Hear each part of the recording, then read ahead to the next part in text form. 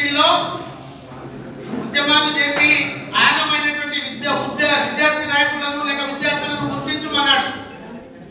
అందుకు మేము సిద్ధం. కానీ మీరందరూ అనుమతిస్తే ఆ బాధ్యత తనే తీసుకోవాలని నేను ఈ సందర్భంగా మీ అందరిలో రిక్వెస్ట్ చేస్తా ఉన్నా.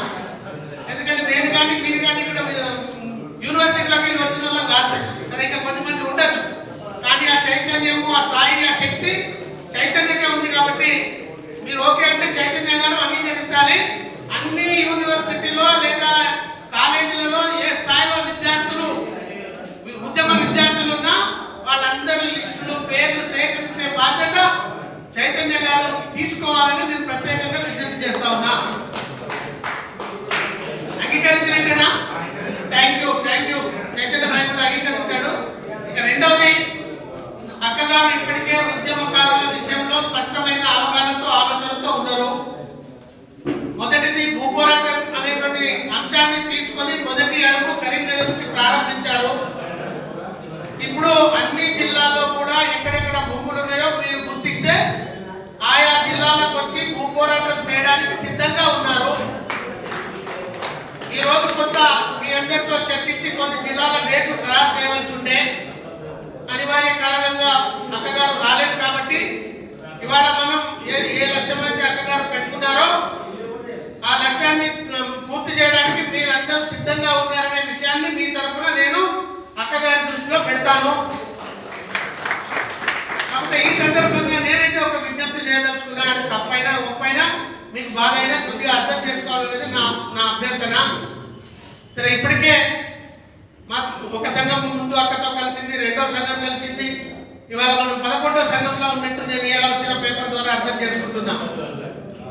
వచ్చిన సంఘాలే కాకుండా ఇంకా చాలా సంఘాలు మిగిలి ఉండొచ్చు. గ్రామ స్థాయిలో, మండల స్థాయిలో, జిల్లా స్థాయిలో, రాష్ట్ర స్థాయిలో. వాళ్ళందరినీ ప్రేమ్ భాయ్ కొంచెం మాట్లాడకుండా 2 నిమిషాలని ఎక్కువ తీసుకోరు. అన్ని సంఘాలను ఐక్యం చేసే బాధ్యత ఇప్పుడు చైతన్య గారు తీసుకున్నట్టు మీరందరూ తీసుకోవాల్సిందే. ఒక కవితక అందరినీ కోఆర్డినేషన్ చేయమని మీరు కోరినా, లేకపోతే అనుకుంటా మనం లక్ష్యం చేరుకోలేము. కాబట్టి నేను ప్రతి సంఘానికి విజ్ఞప్తి చేస్తున్నా.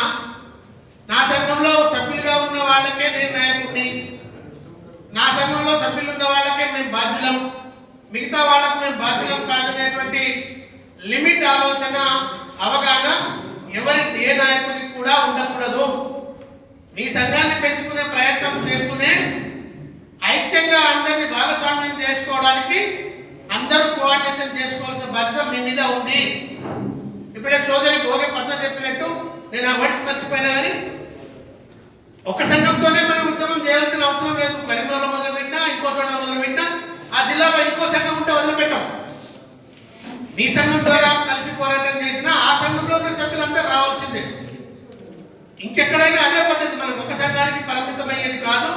మీరందరూ నాయకులందరూ చెప్పిండ్రు, ఈ సమస్య పరిష్కారం కావాలి అంటే ఉన్న అన్ని ఉద్యమకారుల సంఘం ఏకం కావాలి. ఏకం చేసే బాధ్యత మీది. తీసుకుంటారా?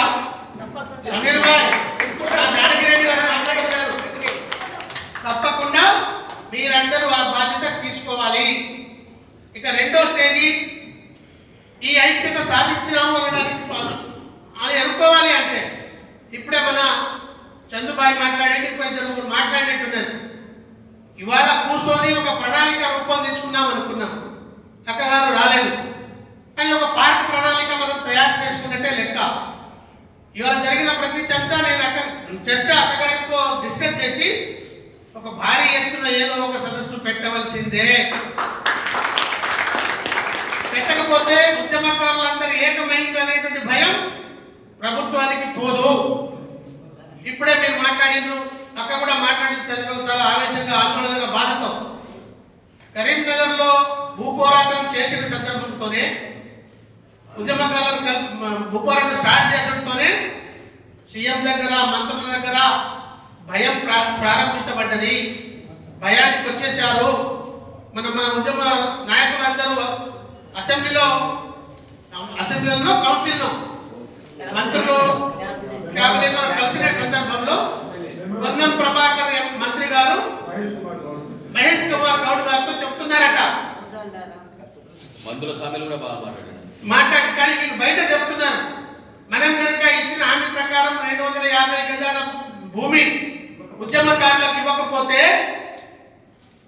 కవితమ్మ గారు ఊరుకోరు అని పోరాటాలు చేస్తుంది, అనివార్యంగా ఇయ్యక తప్పదు, మనం ఇచ్చి కూడా ఇయ్యని కింద తెలంగాణ ఇచ్చినట్టు అవుతుంది, వాళ్ళకి మనం ఇవ్వవలసిన అవసరం ఉంటుంది అని ప్రచారం చేశాడు.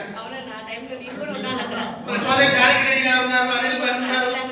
అంటే కదలిక వచ్చేసింది. కరీంనగర్ లో మొదలుపెట్టినటువంటి ఉద్యమం కదలిక వచ్చేసింది. వాళ్ళు ఏదో చేస్తారనే విశ్వాసం ఏం లేదు, మనకు నమ్మకం ఏం లేదు. ఎందుకంటే ఇది ఆశామాషి విషయం ఏం కాదు. దీన్ని అమలు చేసేంత శక్తి సామర్థ్యాలు వాళ్ళకి లేవు. కానీ మనం బలవంతంగా మెడలు వంచి సాధించుకోవాల్సినటువంటి అవసరం మన మీద ఉంది. అందుకు కవితక్క గారు సిద్ధంగా ఉన్నారు. మీరు ఐక్యంగా అన్ని సంఘాలను కలిపే ప్రయత్నం చేయండి. మేము కూడా అందరితో కోఆర్డినేషన్ చేస్తాము. ఇలా వచ్చిన సంఘాలన్నింటితో పేర్లు, ఫోన్ నెంబర్లు నేను మనోళ్ళ ద్వారా తీసుకొని నేను కూడా ప్రత్యక్షంగా అందరితో మాట్లాడే ప్రయత్నం చేస్తాను.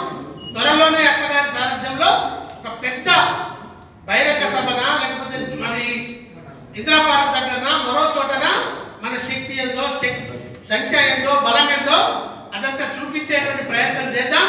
తద్వారా మీరు అడుగుతున్నటువంటి ఐడెంటిటీ కార్డ్ ఇచ్చే సాహసం వాళ్ళు చేస్తారా? అంత ఈజీయా?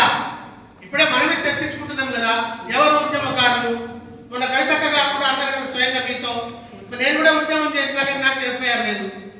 నిజాన్ని చెప్పాలంటే వాళ్ళు కూడా ఉద్యమకారులే, నేను కూడా ఉద్యమకారులే మీతో పాటు. మేము పార్టీలో ఉండి చేసినాం, మీరు బయట ఉండి చేయొచ్చు, పార్టీలో కూడా చేయొచ్చు. 2001 నుంచి మనం చేసిన వాళ్ళమే అందరం. మన మీద కేసులు లేవు. కేసులు లేకపోతే ఉద్యమకారులు కారా? అట్లా చాలా మంది ఉన్నారు. కాబట్టి దానికి ఏదో ఒక క్రైటీరియా సెలెక్షన్ చేసుకుందామని ఇప్పటికే అక్కగారు మాతో చాలాసార్లు డిస్కస్ చేశారు. ఒక క్రైటీరియా తయారు చేసుకుంటున్నాం ఎవరు ఉద్యమకారులను ఐడెంటిఫై చేయడానికి. కాబట్టి అందరికీ ఐడెంటిటీ కార్డు వాళ్ళు ఇచ్చేదండి. భూ పోరాటం మన భూములు సాధించుకుంటే, ఇళ్ల స్థలాలు ఇచ్చేస్తే ఇక ఆటోమేటిక్గా మనం ఉద్యమకారులు అయిపోతాం. అందుకని ఎవరు భయపడవలసినటువంటి అవసరం లేదు. ఇందా మొన్న ఒక్కొక్క సంఘంగా అక్కగారితో మీరు సంప్రదించారు. కానీ ఇవాళ ఒక సంఖ్య, ఒక మూవ్మెంట్ 11 సంఘాలు మీరు అక్కడ యూనిట్ అయ్యారు, అక్క దగ్గరికి వచ్చారు. ఇది మామూలు విషయం ఏం కాదు. మిగిలిన వాళ్ళందరినీ కూడా కలుపుకొని భవిష్యత్తులో కవితక్క నాయకత్వంలో మీకు మేలు జరిగేదాకా జాగృతి పక్షాన మేమందరం తప్పనిసరిగా పోరాటం చేస్తామని ఈ సందర్భంగా మీ అందరికీ భరోసా ఇస్తూ, ఇప్పటికే చాలా మంది పోయిండ్రు, మిగిలిన వాళ్ళే ఆటలతో ఇబ్బంది పడుతున్నారు. మరి మన అన్నగారు అనిల్ గారు వందన సమర్పణ చేసి ఈ సమావేశాన్ని ముగించవలసిందిగా కోరుతాము.